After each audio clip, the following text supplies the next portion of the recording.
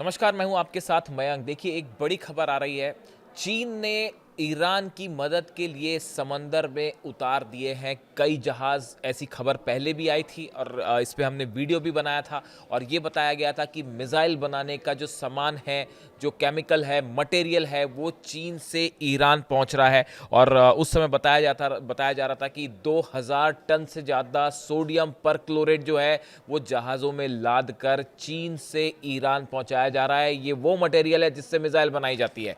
अब इसको लेकर एक बड़ा खुलासा हुआ है। वॉल स्ट्रीट जर्नल ने ये खुलासा किया है और इसमें बताया गया है कि श्रीलंका के करीब एक जहाज को अमेरिकन फोर्सेस ने समंदर में उस पर रेड की, उसको उस पर कब्जा किया। ये चीन का जहाज था जो कि बड़े मात्रा में मिसाइल बनाने का सामान लेकर ईरान जा रहा था।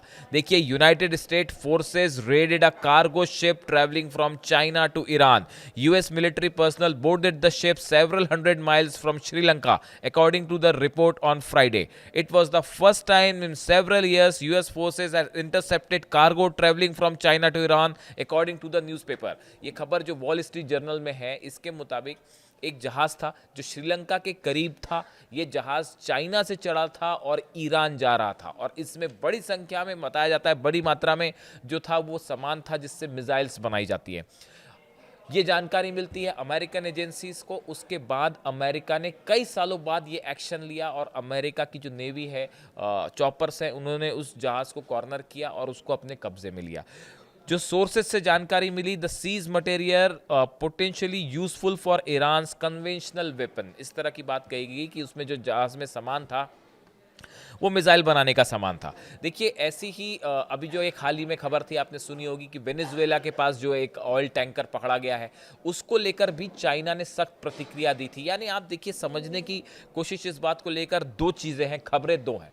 पहली खबर तो अब ये है कि समंदर में एक बड़ा वॉर छिड़ गया है जिसमें चाइना और ईरान एक साथ है और सामने है अमेरिका। और इस बार ये जो वॉर है, ये कन्वेंशनल वॉर नहीं है कि जिसमें मिसाइल से फायर हो रही हैं एक दूसरे पे और बम बरस रहे हैं। ये बड़ा वॉर है ईरान के ऑयल व्यापार को रोकने के लिए, चाइना से जो सामान ईरान पहुंच रहा है उसको रोकने के लिए, किसी भी तरह से जो है ईरान की मदद को रोकने के लिए, और जो ईरान और चीन के बीच में खास तौर पर व्यापार हो रहा है इसको रोकने के लिए। सिर्फ इतना ही नहीं, वेनेजुएला को लेकर भी जो व्यापार हो रहा है उसे रोकने की कोशिश हो रही है। अली खामेनी साहब के ऊपर मैंने एक वीडियो बनाया था, उन्होंने ये बात कही थी कि लगातार अमेरिका इस तरह से कोशिश कर रहा है कि दूसरे देशों के जहाज़ हैं उनको रोका जाए, उनकी एसेट्स पर कब्जा किया जाए, उनकी ज़मीन को हथियाया जाए, इस तरह की बात थी। और वही बात जो है अब चाइना भी कह रहा है। देखिए, अब होता ये है कि इस जहाज़ पर अमेरिका ने कब्जा किया और उसमें वो कई सारा सामान था। उसके बाद शिप का क्या हुआ इसके बारे में कोई खास जानकारी नहीं है। शिप किस कंपनी का था इसके बारे में भी जानकारी नहीं है।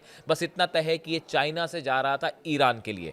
अब देखिए, ऐसी जब ये वेनेजुएला में हाल ही में जब एक और जहाज़ को पकड़ा गया, ऑयल टैंकर जो अमेरिका ने कब्जा किया, उस समय भी चीन ने इसका सख्त विरोध किया था। Chinese foreign ministry spokesperson Guo Jiakun condemned the seizure of the oil tanker off the coast of Venezuela, which was brought to a port in Texas on Friday. Beijing opposes unilateral illicit sanctions and long-arm jurisdictions that have no basis in international law or authorization of UN Security Council and the abuse of sanctions. देखिए, China का कहना ये था कि ये जो जिस तरह से ये अमेरिका ने जहाज़ों पर कब्जा कर रहा है, इसका कोई अधिकार अमेरिका के पास नहीं है। ना यूनाइटेड नेशंस के किसी नियम के तहत ये कब्जे हो रहे हैं, ना सिक्योरिटी काउंसिल के कोई किसी नियम के तहत ये कब्जे हो रहे हैं। ये पूरी तरह से गैर कानूनी है, ये चीन ने कहा था। अब देखिए, जो खबर है, पिछले महीने एक और खबर निकल कर सामने आई कि दो डेमोक्रेटिक सांसद, अमेरिका के दो डेमोक्रेटिक मेंबर्स, पार्टी के मेंबर्स हैं, सांसद हैं वहाँ के, उन्होंने यूनाइटेड स्टेट्स कांग्रेस में जो है वहाँ पे सेक्रेटरी ऑफ स्टेट जो मार्को रूबियो हैं और सीआईए डायरेक्टर जो हैं, इनको एक चिट्ठी लिखी और इनको चिट्ठी लिख के उन्होंने इस बात को जानने की कोशिश की कि जो खबरें आ रही हैं कि चीन से 2000 टन सोडियम परक्लोरेट जो है वो कई जहाज़ों में लाद कर ईरान पहुंचाया जा रहा है। इस खबर की सच्चाई क्या है, ये बात बताइए। Representative Raja Krishnamoorthi and Joe Courtney sent a letter to the secretary of state Marco Rubio and CIA director John Ratcliffe calling the probe into Chinese firms' delivery of 2,000 tons of sodium perchlorate, a critical ingredient making ballistic missiles propellant, to Iran since the late September in the violation of UN sanctions. इन सांसदों ने ये कहा कि जो खबरें आ रही हैं कि 2000 टन जो मटेरियल पहुंचाया गया सोडियम परक्लोरेट ईरान को, इसकी सच्चाई क्या है ये बताइए।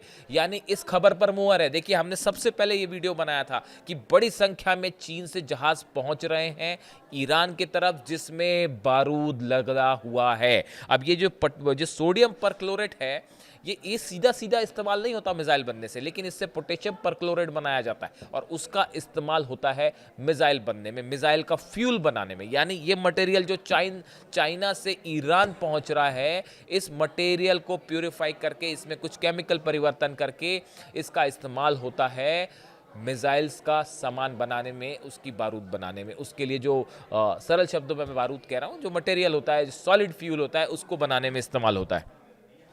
अब इसमें से 2-3 बातें क्लियर है। पहली बात तो ये, इसके साथ ही इन सांसदों ने ये भी कहा अमेरिकन कि ये प्रोसेस लगातार जारी है, इस पे रोक नहीं लग पा रही है। और ये जो एक्शन हुआ नवंबर में, जो चाइना के जहाज को रोका गया, वो इस बात को कंफर्म करता है कि चीन से बड़ी संख्या में जहाज अब भी ईरान पहुंच रहे हैं। इजराइल की संसद में ये कहा गया कि इजराइल में संसद में ये बात कही गई कि ईरान बड़ी संख्या में मिसाइल बना रहा है, तेजी से मिसाइल बना रहा है, 24 घंटे वहां कारखाने चल रहे हैं और ये सामान अब आ रहा है चाइना से बड़ी संख्या में और वो कंटिन्यू है। अमेरिका कुछ नहीं कर पा रहा, इजराइल कुछ नहीं कर पा रहा।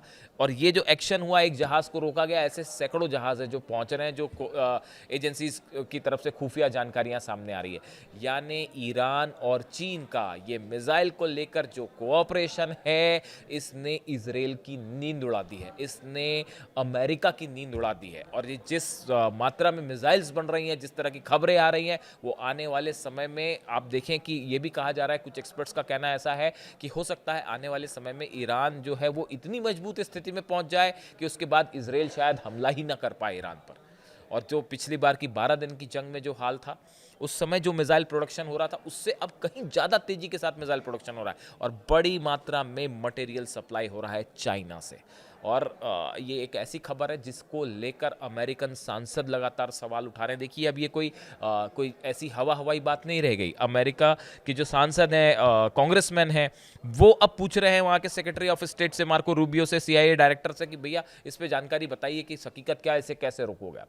तो इस सूरत हाल में चाइना और ईरान का ये जो कोलैबोरेशन है मिसाइल प्रोग्राम को लेकर, ये बेहद खतरनाक है और अमेरिका और इजराइल के लिए ये बड़ी चुनौती है। और एक बार फिर इस बात को साबित करता है जो ईरान बार बार कह रहा है कि अगर अब की बार इजराइल ने हमला किया, देखिए उसके पीछे कुछ ना कुछ बेसिस होगा। जो रणनीति बताई जा रही है इजराइल की कि अगर अब की बार ईरान की कि अगर अब की बार इजराइल ने हमला किया तो ईरान एक साथ 2000 मिसाइल दाग देगा। अब आप सोचिए, जब पिछली बार जो है 300 से 400 मिसाइल दागी थी 12 दिन के दौरान ईरान ने, ऐसा कहा जाता है, उन 300 से 400 मिसाइल में इजराइल में इतना नुकसान हुआ। हाइफा में तबाही हुई, तेल अवीव में तबाही हुई, अशदोद में तबाही हुई और अलग IT जो सेक्टर्स हैं उन पर मिसाइल्स गिरी ताबड़तोड़। और रिहायशी इलाकों में जब इजराइल में इतना नुकसान इन मिसाइलों से हो सकता है, तो आप अगर कल्पना करिए कि अगर 2000 बैलिस्टिक मिसाइल्स एक साथ ईरान फायर कर दे तो क्या होगा।